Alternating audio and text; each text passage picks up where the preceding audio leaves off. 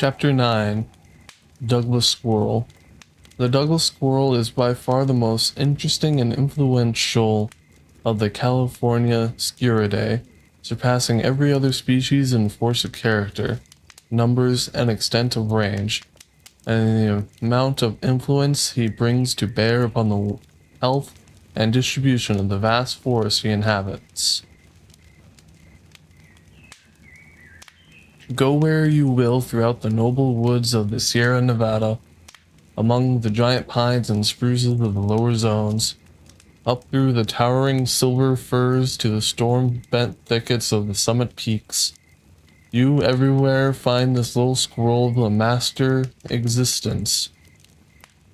Though only a few inches long, so intense is his fiery vigor and relentlessness, he stirs every grove with wild life and makes himself more important than even the huge bears that shuffle through the tangled underbrush beneath him. Every wind is fretted by his voice, almost every boar and branch feels the sting of his sharp feet. How much the growth of the trees is stimulated by this means, it is not easy to learn, but his actions in manipulating their seeds is more appreciable. Nature has made him faster forester and committed most of her coniferous crops to his paws. Probably over 50% of all the cones ripened on the Sierra are cut off and handled by the Douglas alone. And of those of the big trees, perhaps 90% pass through his hands. The greater portion is of course stored away for the food to last during the winter and spring, but some of them are tucked separately into loosely covered holes, where some of the seeds germinate and become trees. But the Sierra is only one of the many provinces over which he holds sway. His domain extends over all the redwood belts of the coast mountains, and far northward throughout the majestic forests of Oregon, Washington, and British Columbia. I make haste to mention these facts to show upon how substantial a foundation the importance I ascribe to him rests. The Douglas is closely allied to the red squirrel or chickaree of the eastern woods. Ours may be a lineal descent of this species, distributed westward to the Pacific by way of the Great Lakes and the Rocky Mountains, and thence southward along our forested ranges. This view is suggested by the fact that our species becomes redder and more chickaree-like in general the further it is traced back along the course indicated above, but whatever the relationship and the evolutionary forces that have acted upon them, the Douglas is now the larger and more beautiful animal. From the nose to the roots of the tail he measures about 8 inches, and his tail, which he had so effectively used in interpreting his feelings, is about 6 inches in length. He wears dark bluish gray over the back half and halfway down the sides, bright buff on the belly with a stripe of dark gray nearly black separating the upper and under colors. This dividing stripe, however, is not very sharply defined. He has long black whiskers which give him a rather fierce look when observed closely, strong claws, sharp as fishhooks, and the brightest of bright eyes, full of telling speculation. A Kings River Indian told me that they call him Pilinoit, which, rapidly pronounced with the first syllable heavily accented, is not unlike the lusty exclamation he utters on his way up a tree when excited. Most mountaineers in California call him the pine squirrel, and when I asked an old trapper whether he knew our little forester, he replied with brightening countenance, "Oh yes, of course I know him. Everybody knows him. When I'm hunting in the woods, I often find him out where the deer are by his barking at 'em. I call 'em lightning squirrels, because they're so mighty quick and pert."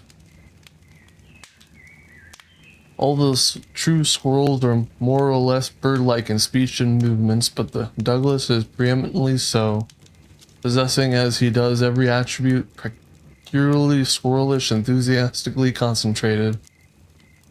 He is the squirrel of the squirrel, flashing from branch to branch of his favorite evergreens, crisp and glossy, and undiseased as the sunbeam.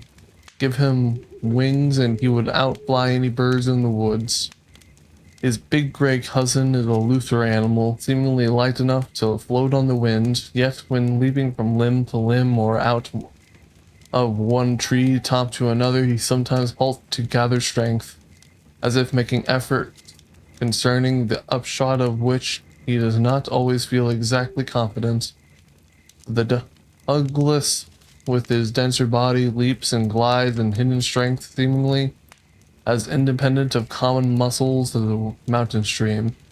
He threads the tasseled branches of the pine, stirring in their needles like a rustling breeze, now shooting across openings in arrowy lines, now launching in curves, glinting deftly from side to side in sudden zigzags, and swirling in giddy loops and spirals around the knotty trunks, getting into what seems to be the most impossible situations without sense of danger. Now on his haunches, now on his head, yet ever graceful, and punctuating his most irrepressible outbursts of energy with little dots and dashes of perfect repose. He is, without exception, the wildest animal I ever saw. A fiery, spluttering little bolt of life, luxuriating in quick oxygen and the wood's best juices. One can hardly think of such a creature being dependent like the rest of ours, us on climate and food, but all of it requires no long acquiescence to learn he is human, for he works for a living, his busiest time in the Indian summer when he gathers burrs and hazelnuts like a plodding farmer, working continuously every day for hours, saying not a word, cutting off the ripe cones at the top of his seeds as if employed by the job, and examining each branch in regular order, as if careful that no one should escape him. Then descending, he stores every away beneath logs and stumps in anticipation of the pinching hunger days of winter. He seems himself a kind of coniferous fruit, both fruit and flower. The resiny essences of the pines pervade every pore of his body, and eating his flesh is like chewing gum. One never tires of this bright chip of nature, this brave little voice crying in wilderness, of observing his many works and ways, and listening to his curious language. His musical piney gossip is as savory to the ear as balsam is to the palate, and though he has not exactly the gift of song, some of his notes are as sweet as those of a linnet, almost flute-like in softness, while others prick and tingle like thistles. He is a mocking bird of squirrels, pouring forth mixed chatter and song like a perennial fountain, barking like a dog, screaming like a hawk, chirping like a blackbird or a sparrow, while in buff, audacious noisiness he is a very jay.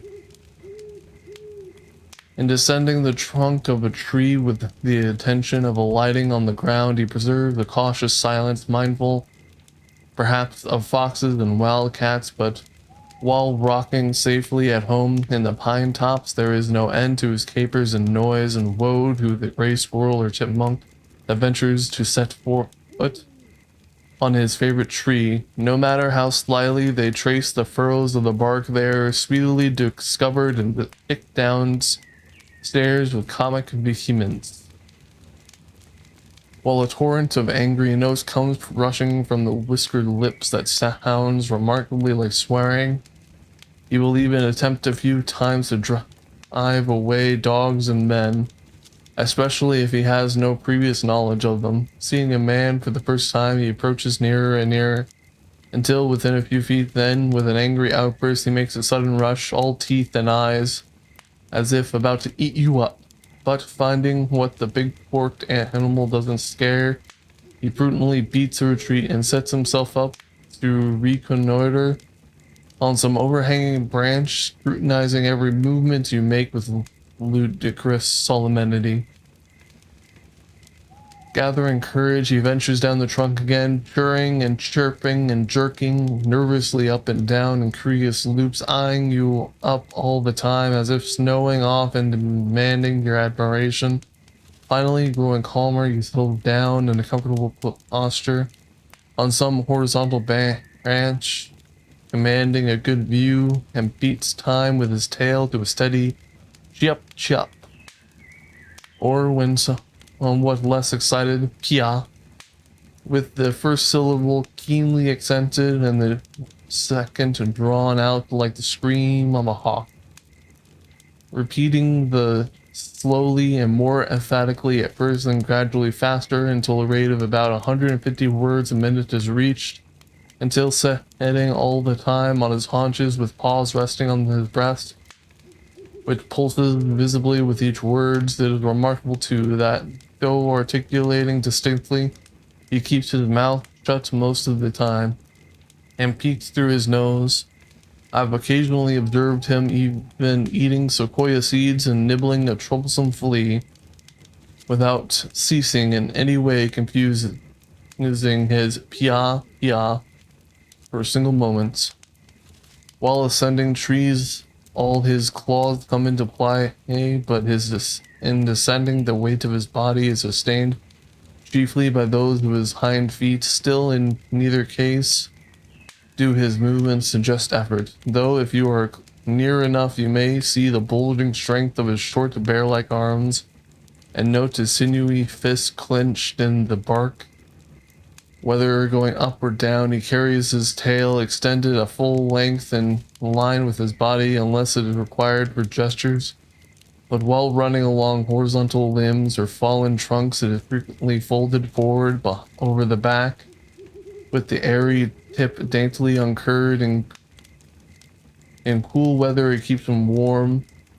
Then, after he has finished his meal, you may see him crouched close on some level limb, with his tail robe neatly spread and reaching forward to his ears, the electric outstanding hairs quivering in the breeze like pine needles. But in the wet or very cold weather, he stays in his nest, and while curled up there in his comforter, is long enough to come round around his nose. It is seldom so cold, however, as to prevent his going out to his stores when hungry. Once as I lay down, stormbound on the upper ridge of the timberline on Mount Shasta, the thermometer nearly at zero and the sky thick with driving snow. A Douglas came bravely out several times from one of the lower hollows of a dwarf pine near my camp, faced the wind without seeming to feel it much, frisked lightly about over the mealy snow, and dug his way down into some hidden seeds with wonderful precision, as if to his eyes the thick snow covering were glass. No other of the Sierra animals of my acquaintance is better fed, not even deer, amid abundance of sweet herbs and shrubs, or the mountain sheep, or omnivorous bears. His food consists of grass seeds, berries, hazelnuts, chickpeas, and the nuts and seeds of all the carnivorous trees without exception. Pine, fir, spruce, liberaceous, juniper, and sequoia. He is fond of them all, and they all agree with him. Green or ripe, no cone is too large for him to manage, none so small as to be beneath his notice. The smaller ones, such as those of the hemlock and the Douglas spruce and the two-leaf pine, he cuts off and eats on the branch of the tree, without allowing them to fall, beginning at the bottom of the cone, and cutting away the scales to expose the seeds, not gnawing by guess like a bear, by turning them round and round in regular order, in compliance with their spiral arrangement. When thus employed, his location in the tree is betrayed by a dribble of scales, shelled, and seed wings, and every few minutes by the fall of the stripped axis of the cone.